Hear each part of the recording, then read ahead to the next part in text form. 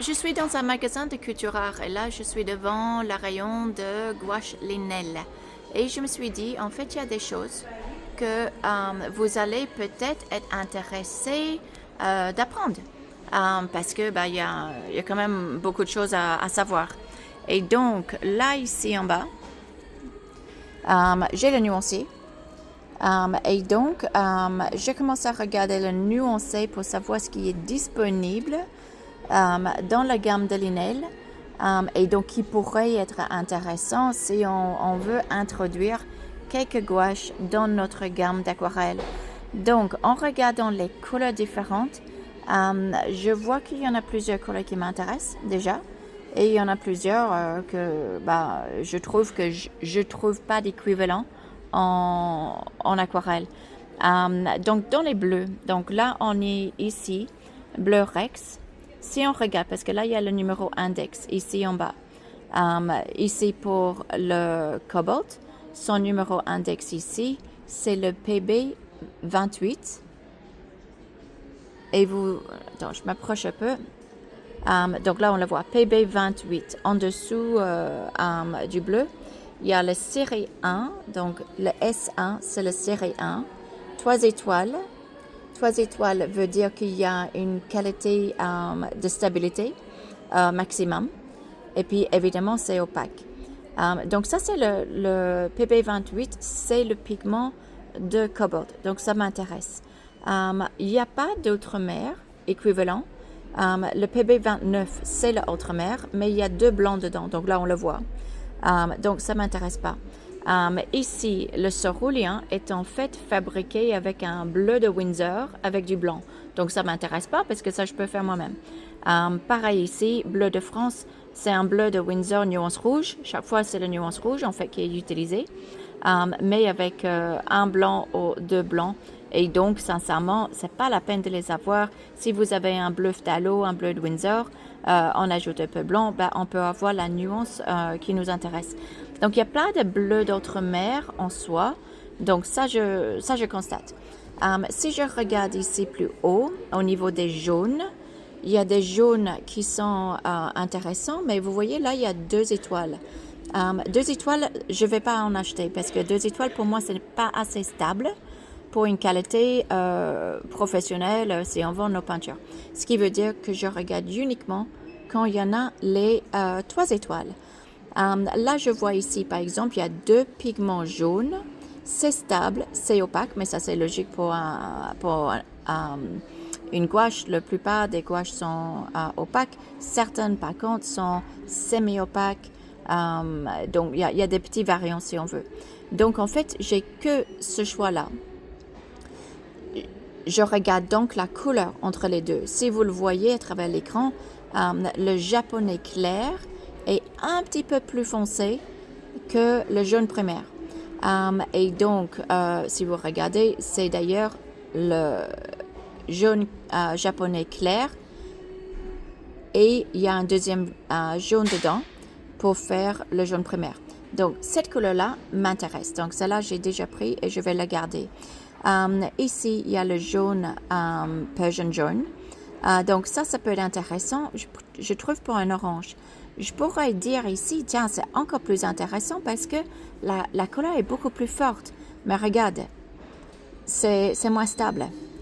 Donc, vu que c'est moins stable, directement, en fait, je le raye de ma liste. Je continue ici, vous allez voir le rouge persan. Celle-là, j'ai déjà à la maison, donc c'est pas la peine. Là, vous voyez, on arrive dans les roses. Les roses sont super instables. Il y a 2 étoiles. Là, il y en a 1 étoile. Là, il n'y en a même pas 1 étoile. Là, c'est la cata totale.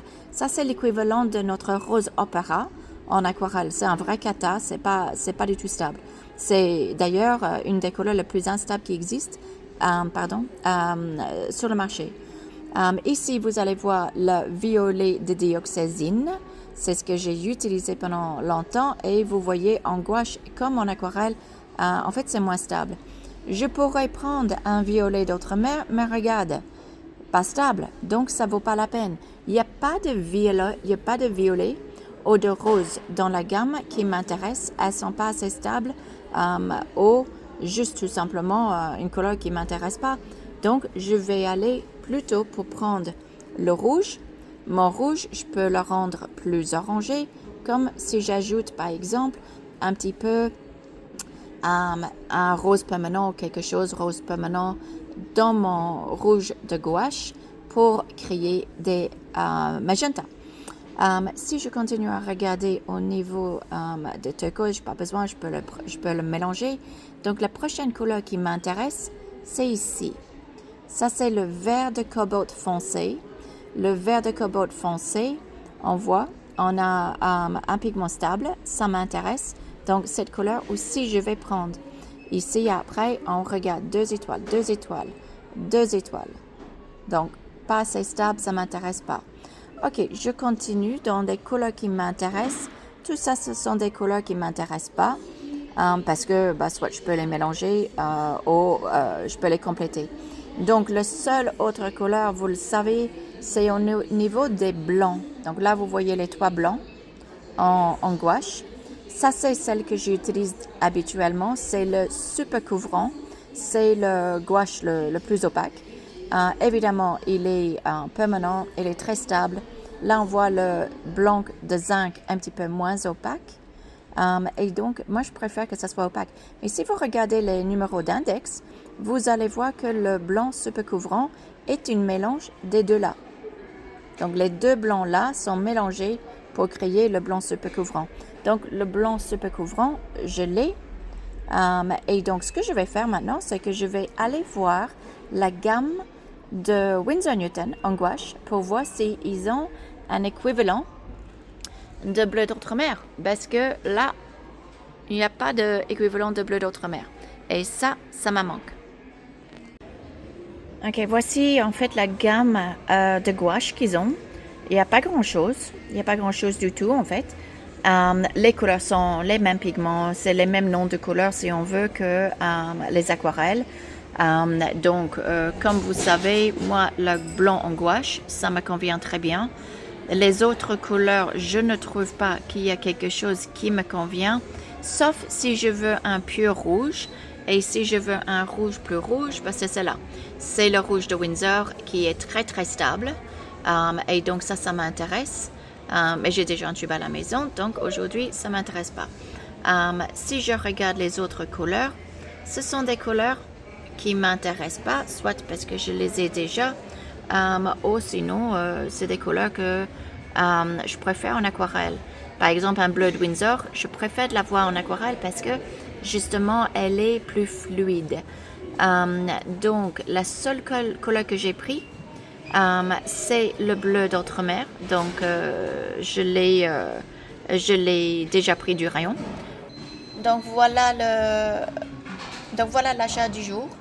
J'ai un vert foncé en gouache, un jaune et 2 tubes d'outre-mer. Et donc, voilà, ça va compléter un petit peu ma gamme de gouache pour que je puisse les utiliser dans mes aquarelles.